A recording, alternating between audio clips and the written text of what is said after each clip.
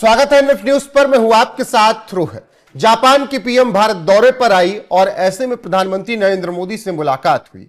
उन्होंने जो बातें कही हैं वो बातें अमेरिका के साथ साथ चीन को भी चुभी हैं। अब ट्रंप को जवाब मिलना शुरू हो गया है। मेरे साथ इस वक्त वरिष्ठ पत्रकार पंकज प्रसून हैं। जापान की पीएम के दौरे पर भारत और जापान के बीच क्या कुछ बातें हुई, चीन और अमेरिका परेशान क्यों हैं? पंकज जी ये बताइएगा। जो एग्रीमेंट बहुत तरह के हुए हैं, जैसे कि 129 तरह के एग्रीमेंट हुए हैं अलग अलग कंपनियों के बीच, 129। और इन्वेस्टमेंट इस साल आएगा 2 ट्रिलियन येन का प्रेजेंट ईयर में, और 10 साल में 10 ट्रिलियन येन का इन्वेस्टमेंट का ये समझौता हुआ है। लेकिन जो मेरे नजर से सबसे इंपॉर्टेंट ये था कि एक दूसरे के करेंसी में व्यापार करना।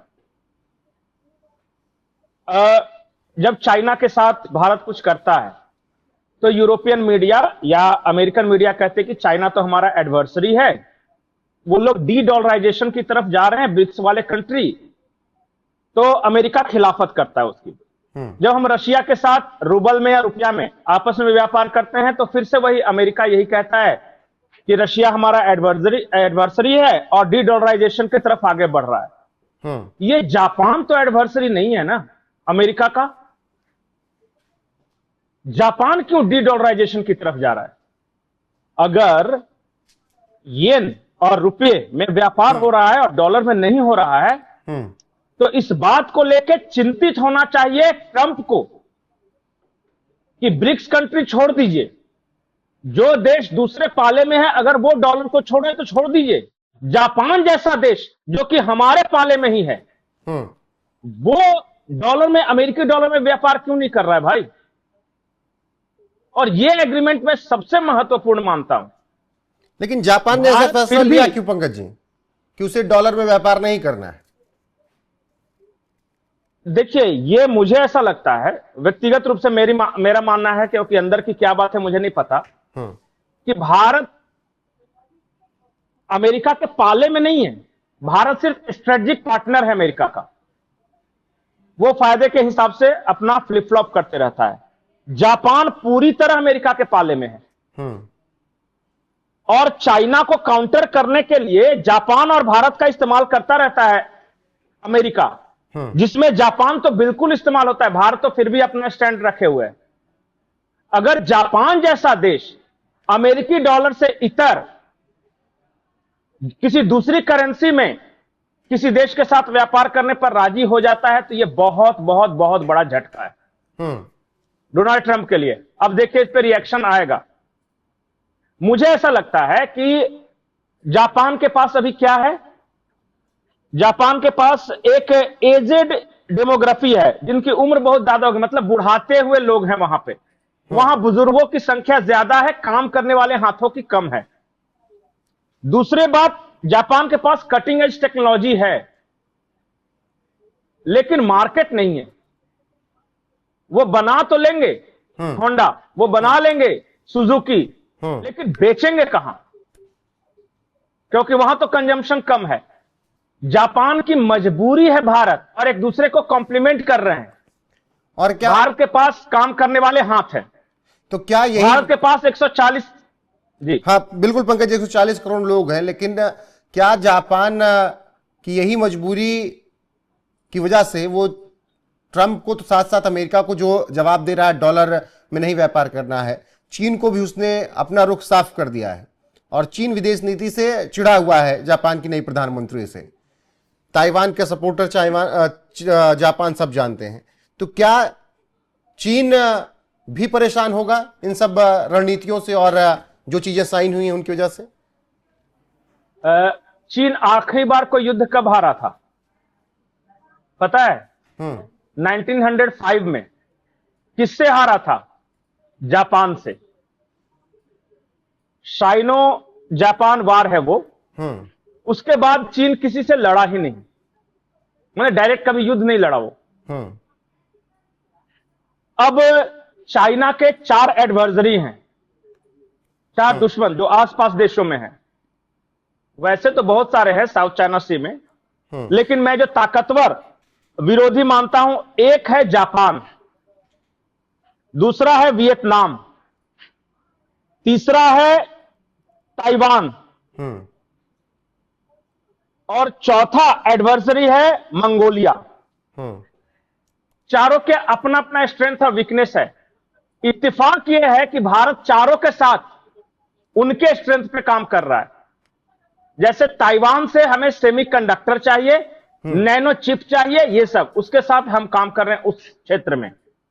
वियतनाम वॉरियर हैं, वो उन्होंने अमेरिका तक को हरा दिया, तो उनको हम ब्रह्मोस दे रहे हैं कि लीजिए फिलीपींस और वियतनाम को। जापान के पास है कटिंग एज टेक्नोलॉजी, सेमीकंडक्टर्स, उनकी कंपनियां जो है वो हम उनके साथ व्यापार कर रहे हैं कि आओ, अभी सबसे बड़ा एआई और डाटा सेंटर जापान की मदद से भारत में बनेगा।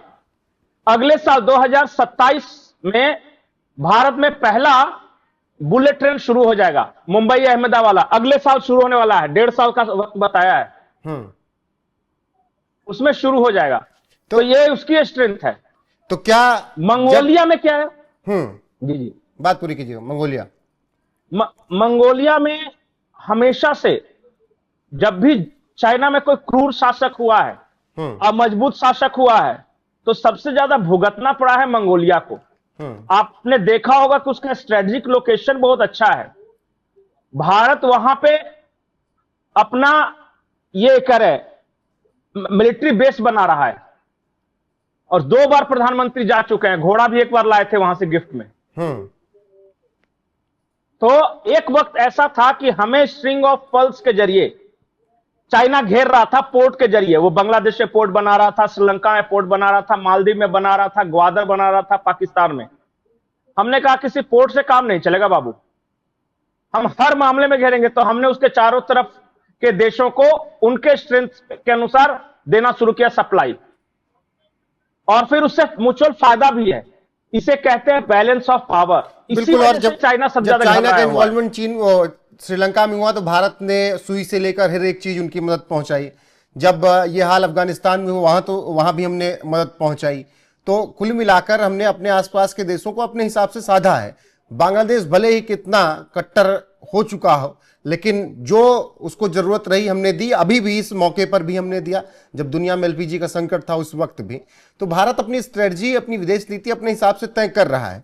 मैं यही कह रहा हूं कि जब जापान भी इसमें शामिल हो रहा है, तो क्या फिर ट्रंप की मजबूरी और हो जाएगी कि टैरिफ वाला ही एक हथियार बचेगा उनके पास?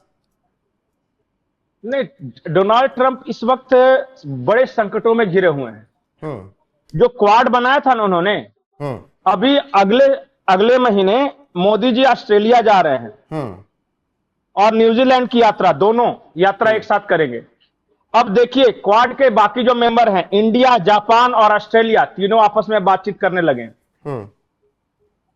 बोले कि अमेरिका के रहते हुए ये पूरा सफल नहीं होगा, तो अब हम हो सकता है क्वाड के जगह पे कुछ ट्रायंगल बन जाए, और ये ज्यादा स्मूथ दिख रहा है।